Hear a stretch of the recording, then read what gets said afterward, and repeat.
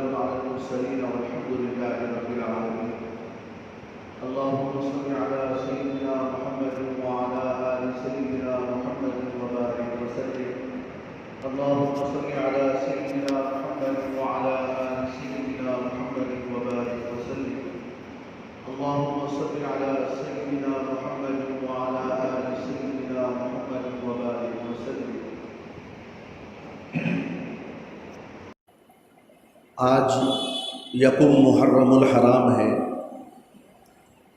اور 1442 ہجری کا آغاز ہوا ہے.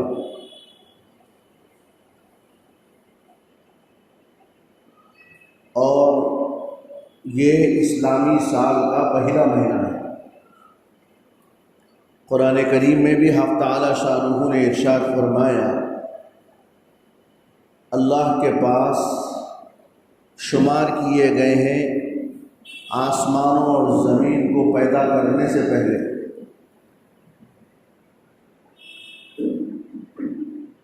12 مہینے، جس میں سے 4 مہینے حرمت والے ہیں، اور یہ 12 مہینے ہجری کہلاتے ہیں. اور جس کا آغاز ماہ محرم الحرام سے ہوتا ہے.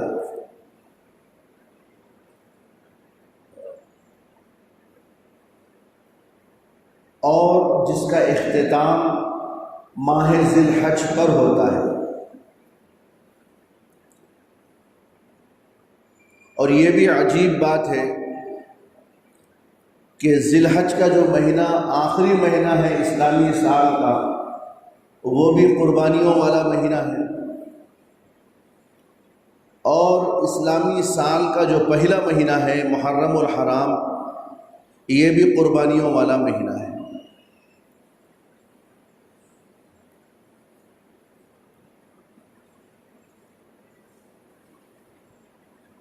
اس مہینے کی 10 تاریخ کو امام عالی مقام حضرت حسین رضی اللہ تعالی عنہ کی شہادت واقع ہوئی.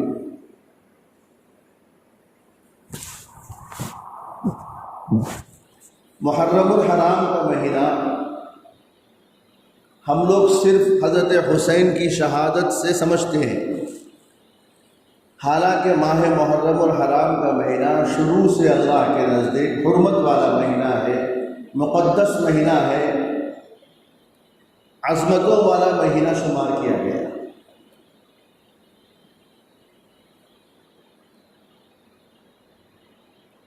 محرم کی 10 تاریخ، جسے ہم اور آپ یوم عاشورہ کہتے ہیں،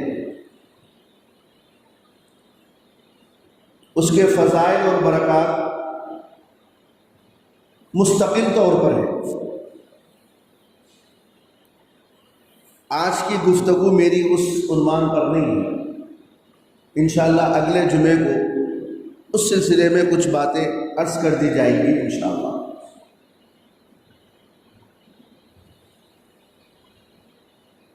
آج یکم محرم الحرام کو حضرت عمر فاروق رضی اللہ تعالی عنہ کی شہادت ہوئی، اور آج ہی کے دن ان کی تدفین بھی ہوئی. بہت سو کو اس کی خبر نہیں ہے. امیر المومنین حضرت عمر فاروق رضی اللہ تعالی عنہ ذی الحج کے بعض روایتوں میں ہے 26 ذی الحج، بعض روایتوں میں ہے 27 ذی الحج. حضرت عمر رضی اللہ تعالی عنہ فجر کی نماز کے لیے اپنے گھر سے نکلے اور نماز پڑھانے لگے. ایسے میں سے صف میں سے ایک آدمی جو بظاہر اپنے آپ کو مسلمان کہلاتا تھا، منافق تھا، وہ آگے نکلا اور اس کے ہاں ایک خنجر تھا، 2 دھاری خنجر، ایک طرف ہی نہیں بلکہ 2 طرف تیز تھا۔ اس نے حضرت عمر رضی اللہ تعالی عنہ کو نماز کی حالت میں پیٹھ پر 5-6 وار کر دیے۔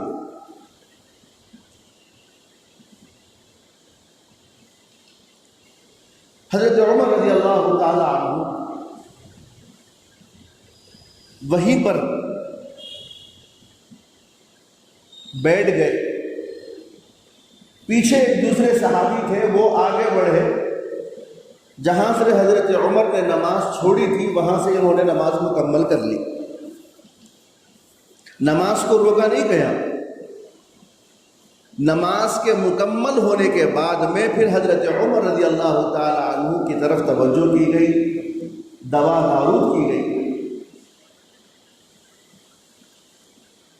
اور اسی مرض میں آپ مبتلا تھے۔ 1 محرم کو آپ کا وصال ہو گیا، شہادت ہو گئی۔ جی چاہتا ہے کہ اسلام کے خلیفہ دوم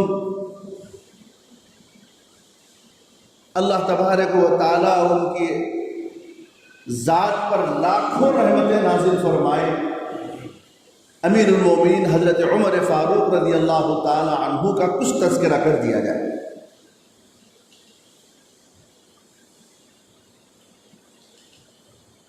امیر المومنین حضرت عمر فاروق رضی اللہ تعالی عنہ حضور اکرم صلی اللہ تعالی علیہ وآلہ وسلم سے 13 سال کے چھوٹے تھے۔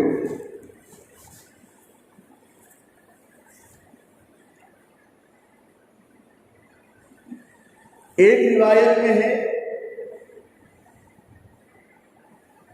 کہ وہ 6 سال کے چھوٹے تھے۔ بہرحال حضرت عمر رضی اللہ تعالی عنہ کی پیدائش اس وقت ہوئی جب یمن کا ایک بادشاہ ابرہہ مکہ المکرمہ پر حملہ کرنے کے لیے آیا تھا۔ اللہ تعالیٰ نے اس کو اور اس کے تمام لشکر کو ہلاک و برباد کر دیا۔ عام الفیل کا واقعہ کہتے ہیں۔ اس سال نبی اکرم صلی اللہ علیہ وسلم کی پیدائش ہوئی، اور ٹھیک اس کے 13 سال کے بعد میں حضرت عمر رضی اللہ تعالیٰ عنہ کی پیدائش ہوئی۔ وہ بھی حضرت عمر رضی اللہ تعالیٰ عنہ خاندان قریش سے تھے، بنو ہاشم کے خاندان سے تھے۔ حضرت عمر رضی اللہ تعالیٰ عنہ کا نسب 8 یا 10 واسطوں کے بعد حضور اکرم صلی اللہ علیہ وسلم سے جا ملتا ہے۔ حضرت عمر رضی اللہ تعالی عنہ بھی حضور اکرم صلی اللہ علیہ وسلم کے رشتہ دار تھے۔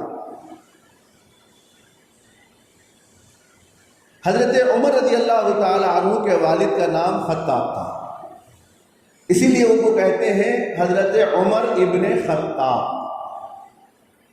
کہ عمر بیٹے ہیں خطاب کے رضی اللہ عنہ۔ امیر المومنین حضرت عمر فاروق رضی اللہ تعالی عنہ کو اللہ تعالیٰ نے بڑی استعداد کا مالک بنایا تھا۔ چنانچہ اسلام لانے سے پہلے قبیلوں کے درمیان لڑائیاں ہوتی تو صلح صفائی کے لیے حضرت عمر کو ہی بھیجا جاتا، یا لڑائی کرنا ہے، مقابلہ کرنا ہے تو بھی حضرت عمر کو بھیجا جاتا، اس لیے کہ حضرت عمر کے اندر کمال علم تھا، بات کرنے کی صلاحیت دی، اور پھر قوت و طاقت اللہ تعالیٰ نے ان کو عطا کر دیا تھا۔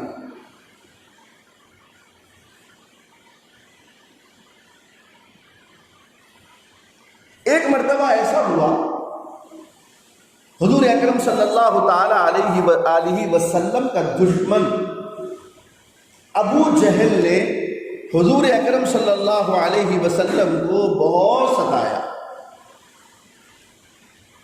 اس کی خبر حضور پاک صلی اللہ علیہ وسلم کے چچا حضرت حمزہ کو ہو گئی۔ حضرت حمزہ اس وقت تک اسلام نہیں لائے تھے، نہیں وہ کرسی لا رہے تھے، اس سے گر گئی۔ آپ توجہ ادھر مت کیجئے، توجہ میری طرف کیجئے، تاکہ میں یہ تاریخی واقعات مختصر انداز میں سناروں تاکہ ذہن نشین رہے۔ ہمارے اسلامی تاریخ ہے، آپ توجہ دوسری طرف مت کیجئے۔ اللہ کیا کر رہا تھا، بھول گیا۔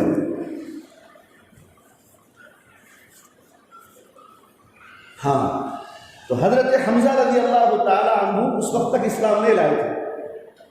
حضرت حمزہ کو معلوم ہوا کہ میرے بھتیجے محمد پر صلی اللہ علیہ وسلم ابو جہل نے ظلم کیا ہے۔ وہ سیدھے ابو جہل کے پاس گئے۔ ابو جہل اپنے دوستوں یاروں کے ساتھ بیٹھا ہوا تھا۔ حضرت حمزہ گئے، اپنی تلوار نکالی اور تلوار کی الٹی طرف سے، جدھر کنڈی ہوتی ہے تلوار کی، ادھر سے اس کے سر پر مارا۔ زخمی ہو گیا، خون نکلنے لگا۔ دوستوں نے، یاروں نے کہا کہ ہم اس کا بدلہ لیں گے۔ ابو جہل نے روک دیا کہ نہیں، بدلہ مت لو، یہ حمزہ بنو ہاشم کے خاندان سے ہے اور یہ امیر لوگ ہیں۔ امیر مطلب مال کے نہیں بلکہ حکمران، سردار لوگ ہیں۔ اگر ان سے لڑائی شروع ہوگی تو بہت مہنگی ہوگی، چلو چھوڑ دو۔ اور وہاں سے حضرت حمزہ ڈائریکٹ حضور کی خدمت میں آئے اور فرمایا، بھتیجے ابو جہل نے تمہارے اوپر ظلم کیا تھا، میں نے بدلہ لیا، اس کو زخمی کیا، اس کا خون نکلنے لگا۔ حضرت حمزہ نے اپنے دل میں سمجھا کہ میرا بھتیجا خوش ہو جائے گا، لیکن حضور نے اپنی نگاہوں کو نیچی کر لیا۔ تو حضرت حمزہ نے پوچھا کہ بیٹے خوشی نہیں ہوئی؟ حضور نے فرمایا کہ بالکل نہیں۔ حضرت حمزہ نے پوچھا پھر تیری خوشی کس میں ہے؟ تو اللہ کے نبی نے فرمایا، چچا جان میری خوشی تو اس وقت ہوگی جب آپ میرا کلمہ پڑھ لیں گے۔ حضرت حمزہ نے فرمایا کہ اللہ، جب تیری خوشی اس میں ہے تو میں کلمہ پڑھتا ہوں، بلکہ کلمہ پڑھ کے مسلمان ہو گیا۔ یہ واقعہ حضرت عمر کو معلوم ہوا۔ بھائی حضرت حمزہ آئے، ابو جہل کو زخمی کیا، خون نکلنے لگا، یہ روز روز کی گڑبڑ کیا ہے؟ آج میں ایک کام کرتا ہوں، سیدھے جو ہے محمد رسول اللہ کے پاس جاتا ہوں، ان کا کام تمام کر دیتا ہوں، نعوذ باللہ۔ یہ انہوں نے ٹھان لیا۔ اصل آدمی کو اگر مار دیا جائے تو جھگڑا ختم، لڑائی ختم۔ یہ ان کے دل میں ارادہ ہوا۔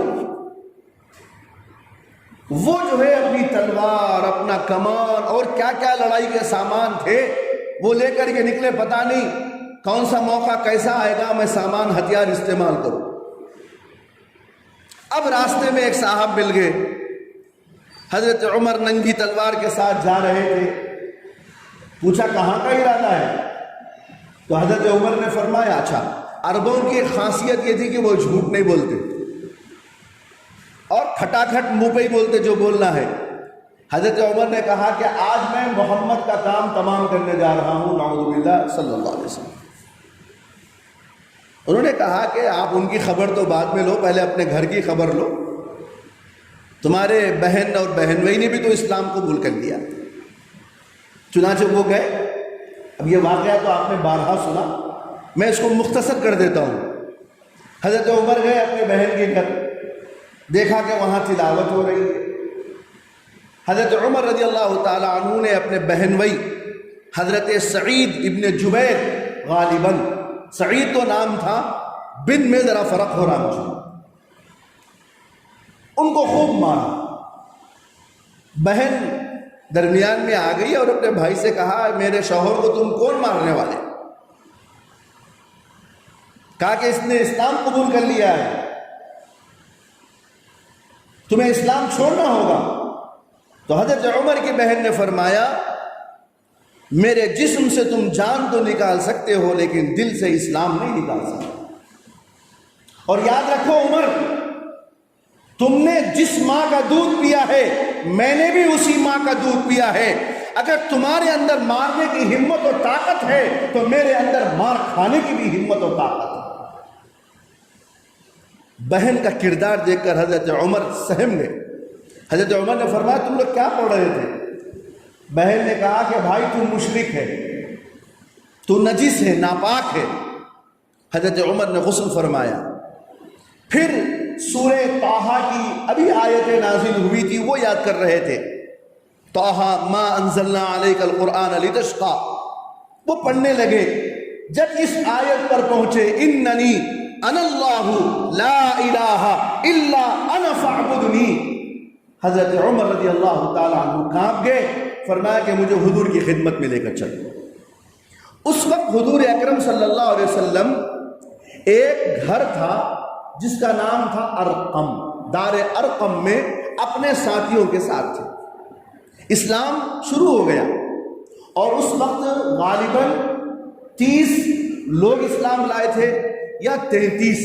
حضرت عمر کا شمار جو ہے 34واں شمار کیا گیا، اسلام قبول کرنے والوں میں 34واں نمبر حضرت عمر رضی اللہ تعالیٰ عنہ۔ حضرت عمر گئے، سب صحابہ سہمے ہوئے تھے، کھٹکھٹایا، اندر سے دیکھا کہ کون ہے، تو باہر حضرت عمر ہے اور ہاتھ میں ننگی تلوار بھی ہے۔ حضور اکرم صلی اللہ علیہ وسلم کو اطلاع دی گئی تو حضرت حمزہ نے فرمایا ہے ٹھیک ہے، اگر عمر اچھے ارادے سے آیا ہے تو استقبال ہے، اہلاً سہلا ہے، اور اگر نہیں کچھ بری نیت سے آیا ہے تو میں اسی کی تلوار سے اس کا سر قلم کر دوں گا۔ دروازہ کھولا گیا، حضرت عمر اندر آئے، حضور کے سامنے کھڑے ہو گئے۔ روایت میں آتا ہے کہ جب وہ حضور کے سامنے کھڑے ہوئے تو یہ کرتا جہاں ختم ہوتا ہے، یہ کرتا اور پائجامہ بالکل سیدھ میں تھے حضور کے، تو حضور نے ایسا پکڑا کہ آپ کا یہ کرتا لنگی حضور کے ہاتھ میں آ گئی، اور حضور نے جھٹکا دیتے ہوئے فرمایا اے عمر ابن خطاب ابھی کب پڑھے گا کلمہ؟ روایت میں آتا ہے ایسا۔ تو حضرت عمر بیٹھ گئے، فرمایا اللہ کے رسول پھر پڑھا دیجئے کلمہ۔ اب کلمہ پڑھ کے پھر مسلمان ہو گئے، اسلام قبول کر لیے، ایمان لے آئے حضرت عمر رضی اللہ عنہ۔ اس کے بعد میں پھر حضرت سے پوچھا یہ بتائیے کہ نماز کب پڑھنی ہے؟ حضور نے فرمایا کہ اب نماز کا وقت تو ہے۔ فرمایا کہ گھر کے اندر کیوں پڑھتے ہیں، حرم میں کیوں نہیں پڑھتے؟ حضور نے بتایا کہ ابھی نئے نئے لوگ اسلام لائے ہیں، ظلم و ستم ہو رہا ہے، ان کو ظلم اور ستم سے بچانے کے لیے یہاں ہے۔ حضرت عمر نے فرمایا کہ اب جب میں اسلام قبول کر چکا ہوں تو چلیے حرم میں پڑھیں۔ حضرت عمر رضی اللہ تعالی عنہ صحابہ کی جماعت کو لیے ایک طرف حضرت عمر اور ایک طرف حضرت حمزہ، اور دونوں ننگی تلواروں کے ساتھ صحابہ کو لے کر نکلے حرم کو، اور وہاں صفیں بن گئی۔ ایک صف میں حضرت عمر کھڑے ہو گئے اور ایک صف میں حضرت حمزہ کھڑے ہو گئے، اور جب نمازیں وغیرہ ہو گئی تو حضرت عمر نے اعلان فرمایا ہے کوئی مائی کا لال جو اپنی عورتوں کو بیوہ کروانا چاہتا ہے یا اپنے بچوں کو یتیم کروانا چاہتا ہے تو میں عمر نے اسلام قبول کر لیا ہے، اگر کوئی آ کر مجھ سے مقابلہ کرنا ہے تو مقابلہ کرو۔ کوئی نہیں آیا۔ یہ دعا تھی حضرت عمر رضی اللہ تعالی عنہ کے لیے۔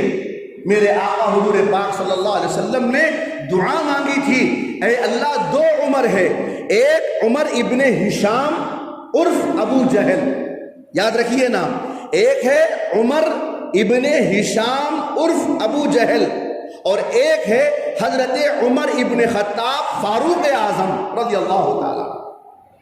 دونوں کے حق میں دعا مانگی تھی، دونوں میں سے کسی ایک کو اللہ اسلام قبول کرا۔ تو حضرت عمر ابن خطاب رضی اللہ تعالی عنہ کے حق میں اللہ نے دعا قبول فرمائی۔ اسی لیے بعض محدثین نے کہا کہ سارے صحابہ حضور کے مرید تھے اور حضرت عمر حضور کے مراد تھے۔ حضور علیہ السلام کے مراد تھے حضرت عمر فاروق رضی اللہ تعالی۔ حضرت عمر فاروق رضی اللہ تعالی عنہ کا نام صرف عمر، فاروق کہاں سے آیا؟ اس کی بھی ایک تاریخ ہے. جب حرم شریف کے اندر گئے اور حضرت عمر رضی اللہ تعالی عنہ نے جب یہ اعلان کیا کہ اب عمر نے اسلام قبول کر لیا ہے، کوئی مائی کا لال ہے تو آئے مجھ سے مقابلہ کرے، تو اس دن حق واضح ہو گیا اور کفر واضح ہو گیا. فرق بین الحق والباطل. حضور نے فرمایا کہ آج عمر نے حق اور باطل کے درمیان فرق کر دیا. فرق یعنی فرق کرنے والا. اسی وقت حضرت عمر رضی اللہ تعالی عنہ کو اللہ کے رسول نے فاروق کہا. یہ حضرت عمر فاروق رضی اللہ تعالی عنہ ان کا لقب ہو گیا، فاروق. حضرت عمر فاروق رضی اللہ تعالی عنہ بڑے جلیل القدر تھے اور اللہ تعالیٰ نے ان کی پرسنالٹی اچھی رکھی تھی، ہٹے گٹے خوبصورت تھے، طاقت و عظمت ان کے اندر بہت تھی. وہ ایک مرتبہ اپنے گھر پر موجود ہیں، دو آدمی آئے، ایک یہودی اور ایک مسلمان شمار کرواتا تھا اپنے آپ کو لیکن منافق تھا. یہ دونوں آئے. حضرت عمر باہر نکلے، اس آدمی سے پوچھا کیا بات ہے؟ تو جو اپنے آپ کو مسلمان ظاہر کیا کرتا تھا اس نے کہا کہ دیکھو یہ میری تلوار ہے. یہودی کہتا ہے کہ یہ میری تلوار ہے، جبکہ دعویٰ میرا ہے کہ یہ میری تلوار ہے، آپ فیصلہ کر دیں. یہودی نے کہا عمر جانتے ہو آپ کے پاس آنے سے پہلے ہم آپ کے نبی کے پاس گئے تھے. تو حضرت عمر حیران ہو گئے تو فرمایا اللہ کے رسول کے پاس بھی گئے تھے، پھر فیصلہ ہوا؟ ہاں فیصلہ ہوا. کیا فیصلہ ہوا؟ یہودی نے کہا کہ آپ کے نبی نے ہم دونوں کی باتیں سنی، پھر فیصلہ فرمایا کہ یہ تلوار میری ہے، یعنی یہودی کے حق میں فیصلہ آیا. حضرت عمر حیران ہو گئے کہ ٹھیک ہے میں بھی تمہارا فیصلہ کرتا ہوں. اندر گئے اور تلوار لائی اور وہ جو اپنے آپ کو مسلمان کہتا تھا اس کی گردن مار دی اور یہ کہا کہ جو فیصلہ اللہ کے رسول نے کیا تھا اس فیصلے کے خلاف شکایت لے کر میرے پاس آئے ہیں، تو عمر کا فیصلہ یہ ہے کہ اسے زندہ رہنے کا حق ہی نہیں ہے. یہ خبر حضور اکرم صلی اللہ علیہ وسلم کو پہنچی. حضور نے حضرت عمر فاروق کو بلایا، کہا کہ عمر تمہیں ایسا نہیں کرنا چاہیے تھا، اگر وہ میرے فیصلے کے خلاف تمہارے پاس شکایت دے کر آیا تھا تمہیں بات کرنا تھا، اس کی گردن نہیں مارنی چاہیے تھی. دونوں میں بات چیت ہو رہی تھی. اللہ یہ منظر دیکھ رہے تھے اور اللہ خوش ہو رہے تھے. آیت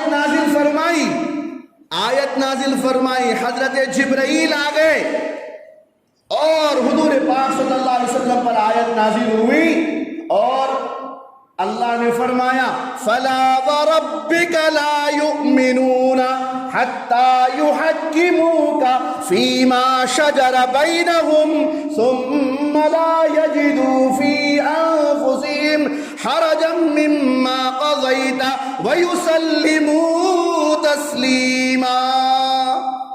اللہ نے فرمایا کہ نہ، میرے نبی نے جو فیصلہ کیا تھا اگر اس فیصلے کے خلاف کوئی اپیل کرتا ہے تو حضرت عمر نے جو قدم اٹھایا میں رب کائنات اس کی تصدیق کرتا ہوں. انہوں نے سچی فیصلہ کیا، انہوں نے سچا فیصلہ کیا.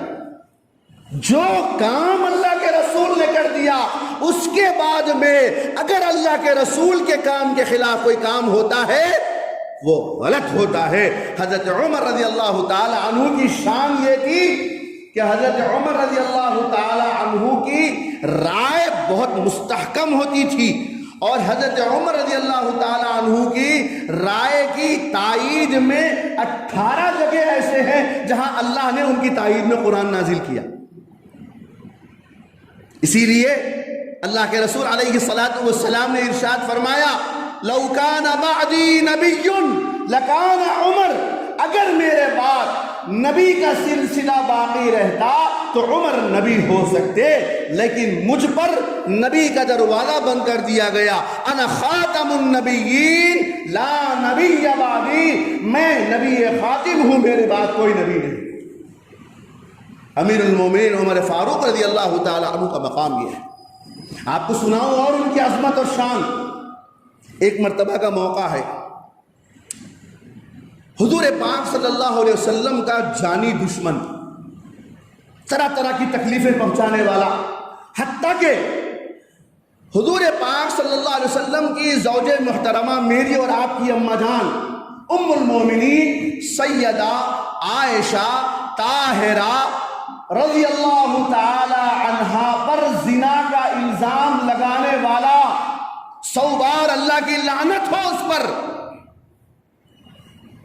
اس نے اتنا الزام لگایا جب اس کا انتقال ہوا۔ عبداللہ ابن ابی ابن خلف جسے کہتے ہیں منافقوں کا سردار، وہ مر گیا۔ ان کے بیٹے اسلام قبول کر لیے تھے، وہ صحابی رسول تھے، وہ آئے حضور کی خدمت میں، کہا اللہ کے رسول میرا ابا تو مر گیا، میں یہ چاہتا ہوں کہ آپ اپنا ایک کرتا دے دیں تاکہ میں ان کے کفن کے اندر رکھ دوں، اور یہ چاہتا ہوں کہ آپ ان کی نماز جنازہ پڑھا دیں، یعنی ان کے لیے استغفار کر دیں آپ۔ حضور صلی اللہ علیہ وسلم تو جانثار تھے اپنی امت پر، صحابہ پر جانثار تھے، اپنا کرتا بھی دے دیا اور کہا کہ ٹھیک ہے ہم تمہارے ابا کی نماز جنازہ پڑھائیں۔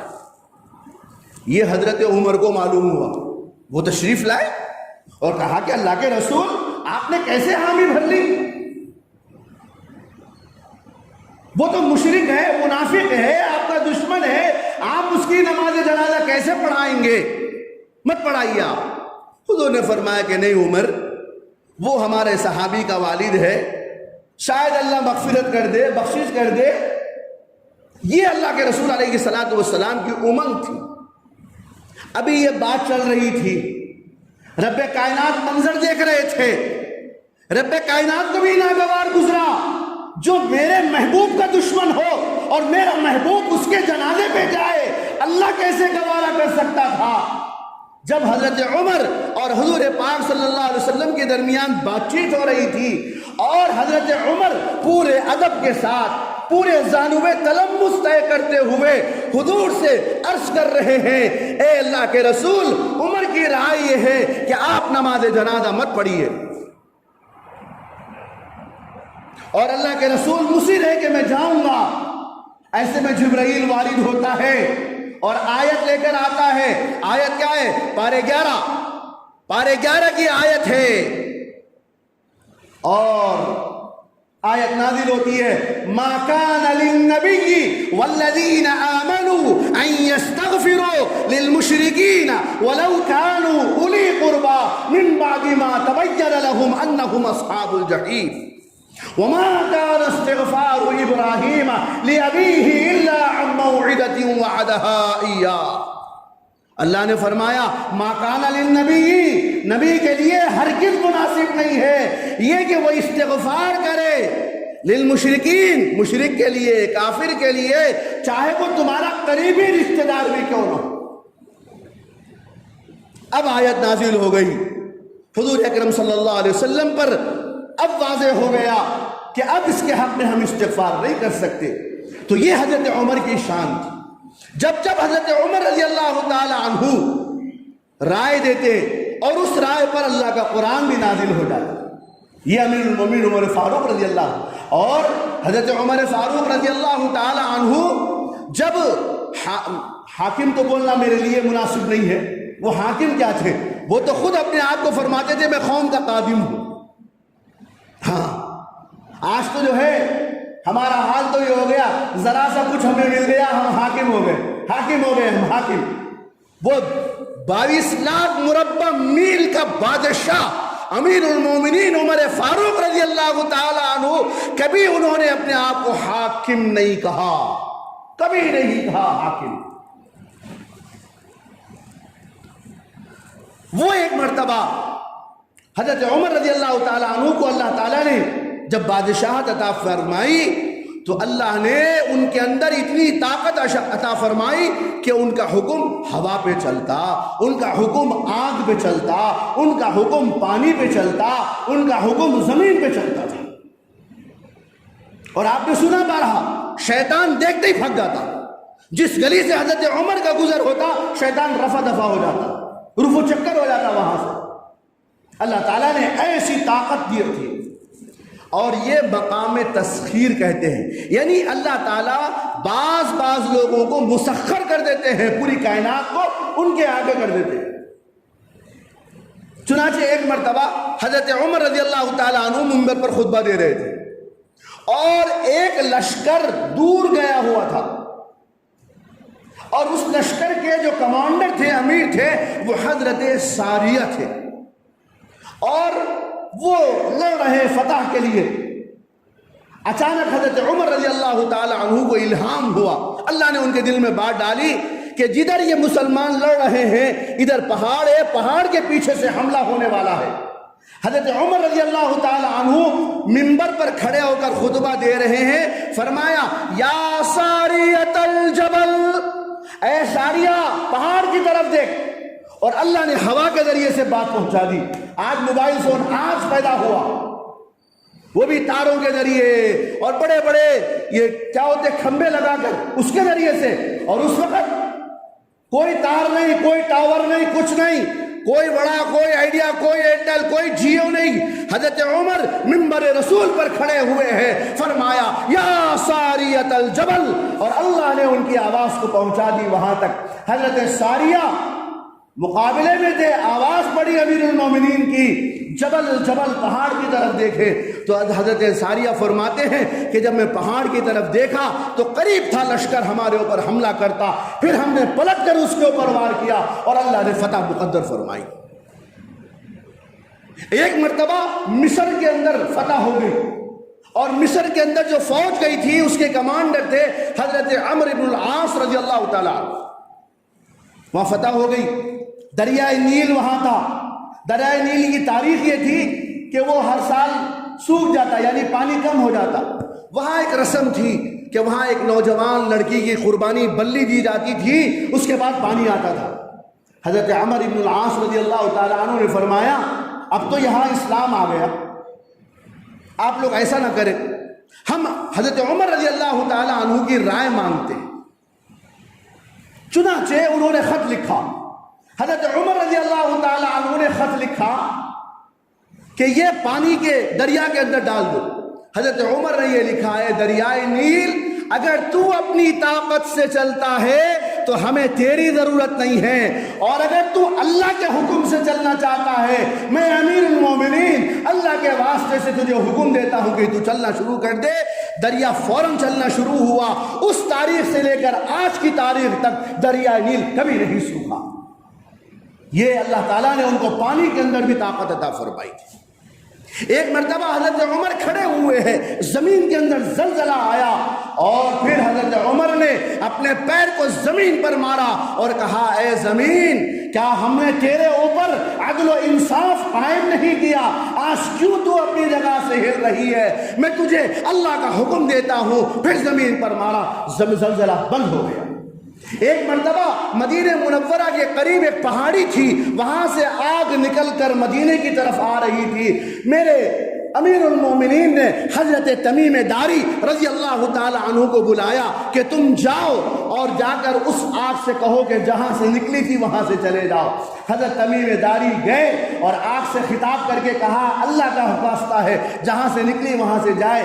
پھر اپنے ہاتھ میں کچھ کپڑا تھا، وہ کپڑا لے کر آگ کو ایسا مارنے لگے، آگ الٹی الٹی چلتے ہوئے جہاں سے نکلی تھی وہاں چلے گئے۔ یہ امیر المومنین عمر فاروق رضی اللہ تعالی عنہ قیصر کسریٰ کو مٹی میں ملا دیے تھے، قیصر کسریٰ کے کنگن آ گئے تھے، اور امیر المومنین عمر فاروق رضی اللہ تعالی عنہ کا کردار اور آپ کی عظمت اور آپ کا جو ہے آپ کی منقبت بڑی اونچی ہے۔ اس مختصر سے وقت میں اور بہت مختصر سمیٹتے ہوئے میں آپ کے دماغوں پر بھروسہ کرتے ہوئے میں نے مختصر طور پر آپ کے سامنے امیر المومنین کی تاریخ رکھا ہوں، ورنہ امیر المومنین کی تاریخ ایسی نہیں ہے کہ چند منٹ میں جبکہ آپ کی توجہات گھڑیوں کی طرف متوجہ ہو میں اپنی بات کو پوری کروں، یہ ممکن نہیں ہے۔ حضرت عمر فاروق رضی اللہ تعالی عنہ اسلام کے خلیفہ دوم ہے، انہوں نے کیا کیا انصاف اور کیا کیا عدل قائم نہیں کیا۔ امیر المومنین عمر فاروق رضی اللہ تعالی عنہ نے ایسے بڑے بڑے انصاف کیے ہیں اور عدل قائم کیا ہے، مساوات کی تعلیم دی ہے اور امن کو قائم کیا ہے، اور جگہ جگہ تک ان کی حکومت پھیل گئی تھی۔ اب میں ان کے زمانے جاہلیت کی طرف کے ایک دو واقعہ سنانا چاہتا ہوں۔ ایک مرتبہ جب کہ ابھی اسلام نہیں لے کر آئے، وہ ملک شام کو گئے، گھوڑے کے اوپر تھے، تھک گئے، تھک ہار کے نیچے بیٹھ گئے، ابھی اسلام نہیں لائے، اور مکے کے اندر اسلام آ گیا تھا۔ وہ اپنے کسی کام سے گئے، تھک ہار کر بیٹھے تو ایک بوڑھا آدمی وہاں آیا۔ بوڑھا آدمی وہاں پر آیا، اس نے کہا تم اے نوجوان تیرا نام کیا ہے؟ انہوں نے کہا میرا نام عمر ہے۔ اچھا کہاں سے آیا؟ کہا میں مکے سے آیا۔ کیا کام سے آیا؟ فلاں تجارت کے کام سے آیا۔ تو اس نے اپنے اندر سے ایک کاغذ نکالا اور وہ کاغذ نکال کر حضرت عمر کو دیا اور یہ کہا کہ دیکھو جب تم اس پورے علاقے کے حاکم بن جاؤ گے تو اس وقت تم میرا ٹیکس معاف کر دینا، یہ لکھ کر کے دستخط کر کے دو۔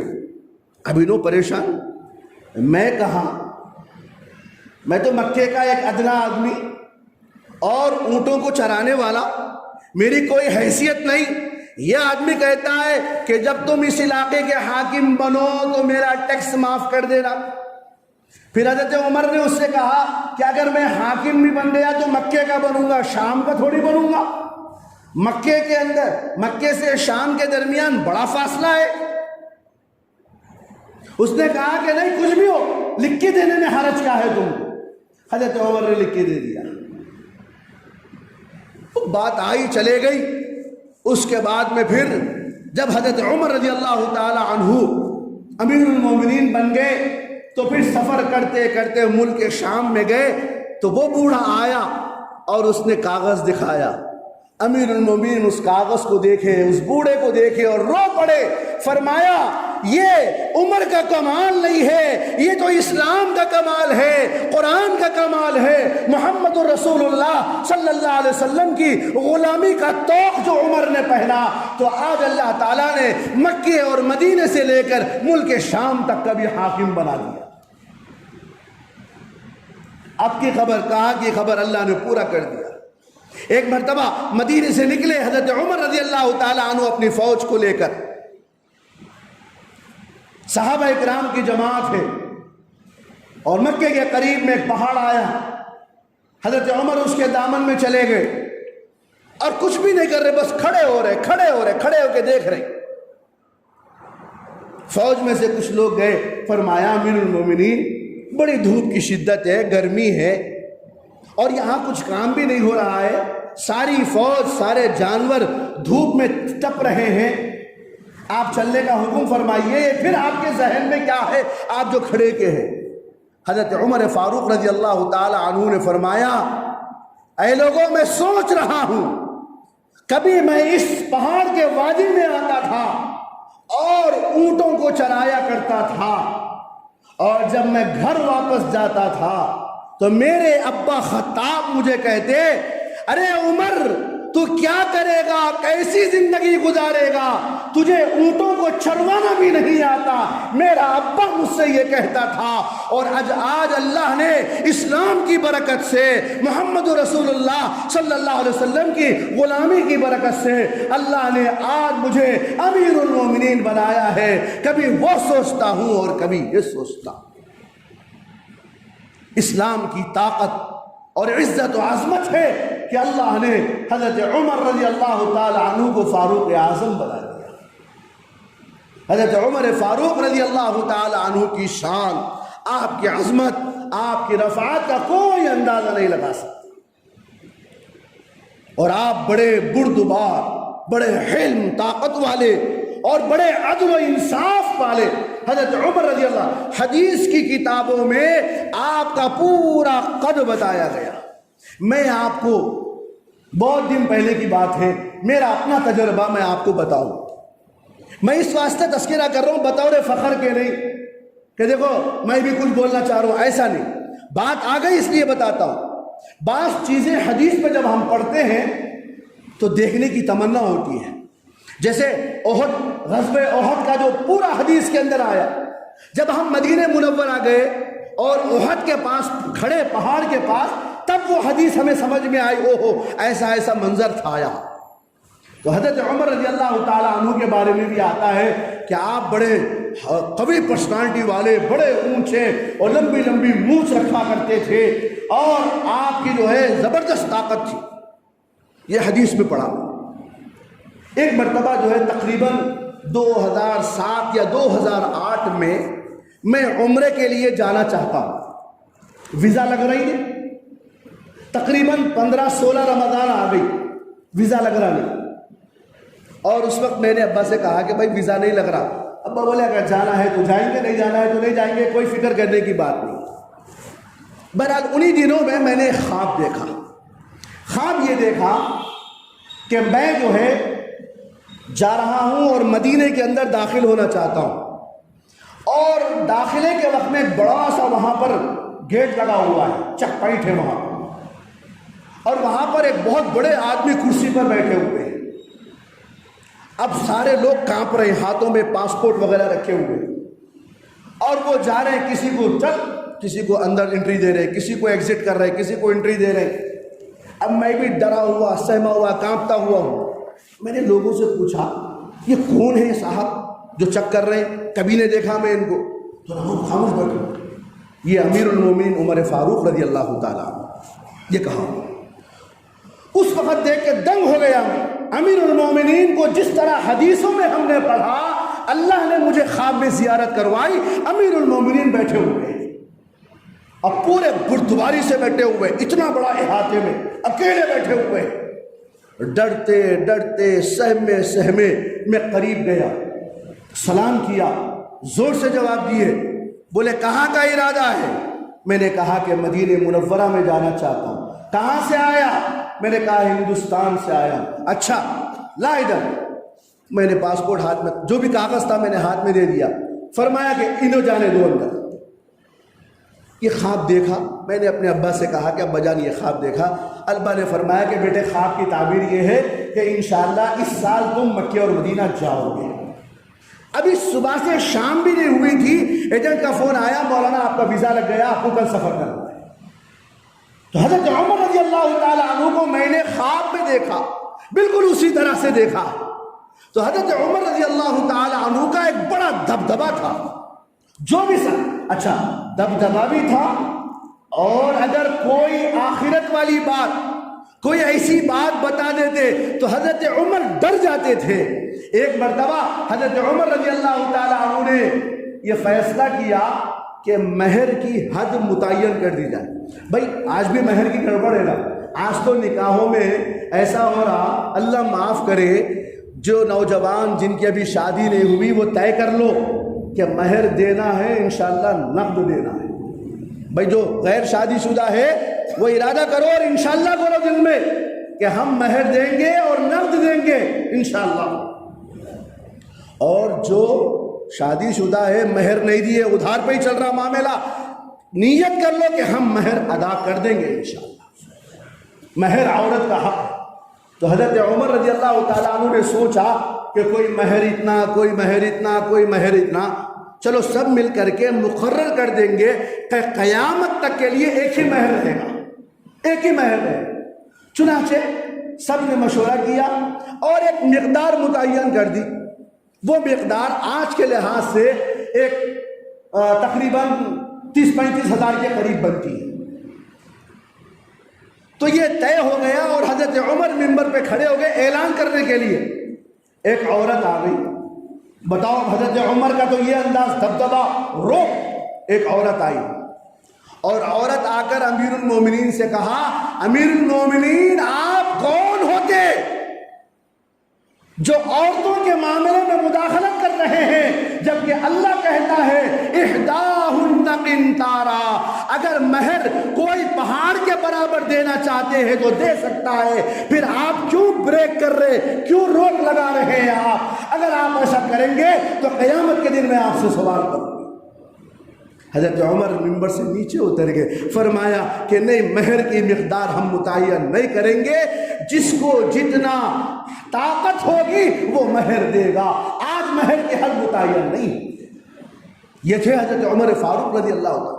ایک واقعہ اور سنا دوں میں آپ کو، ایک واقعہ اور سنا دوں۔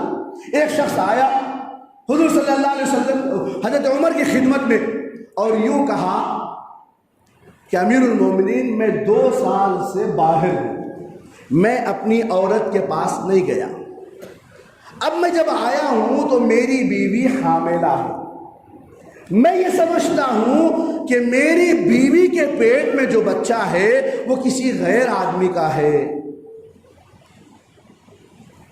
تو حضرت عمر رضی اللہ تعالیٰ عنہ نے فیصلہ فرمایا کہ اس عورت کو رجم کر دیا جائے۔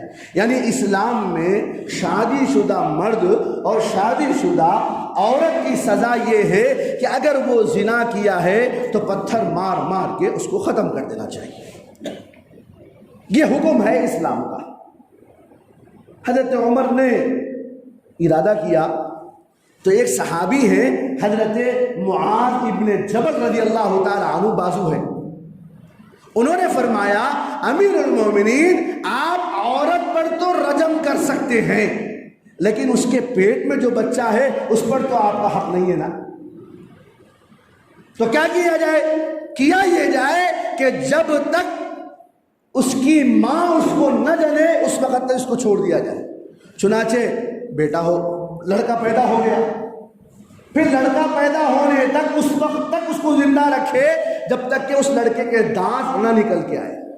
جب دانت نکل گئے وہ عورت اس بچے کو لے کر حضرت عمر کی خدمت میں آ گئی، اور وہ شخص جو اس اپنی بیوی کے اوپر الزام لگایا تھا وہ بھی آیا اور حضرت عمر فاروق سے فرمایا خدا کی قسم عمر رضی اللہ تعالی عنہ یہ لڑکا تو میرا ہی ہے، اس لیے کہ اس کی صورت، اس کے دانت، میرے دانت سب برابر ہیں۔ حمل ٹھہرا تھا اسی سے، کم و بیش آگے کسی کو 10 مہینے، کسی کو 15 مہینے، جب عورتیں بڑی مضبوط اور قوت کی مالک ہوتی ہے کئی مہینے کا بھی حمل ہو جاتا ہے۔ تو اس وقت امیر المومنین نے اللہ کا شکر ادا کیا، اگر معاذ ابن جبل نہ ہوتے تو میں اس عورت پر رجم کر دیتا تو اس کی بھی اور اس کی بھی سوال اللہ کے پاس کہیں نہ ہوگا۔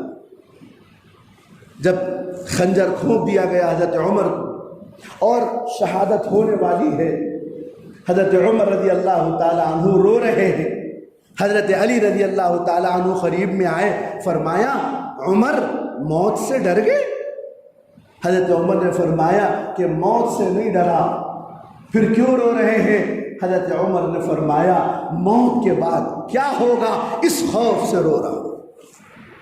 کون عمر جو رو رہا ہے کہ موت کے بعد مجھ سے کیا ہوگا؟